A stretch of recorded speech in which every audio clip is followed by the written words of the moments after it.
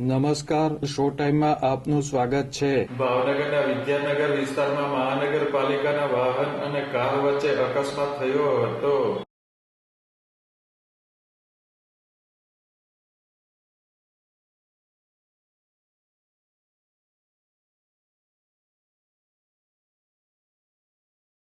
શહેરના વિદ્યાનગર વિસ્તારમાં મહાનગરપાલિકાના સોલિડ વેસ્ટ મેનેજમેન્ટ વિભાગના વાહન અને એક કાર વચ્ચે સામાન્ય અકસ્માત થયો હતો.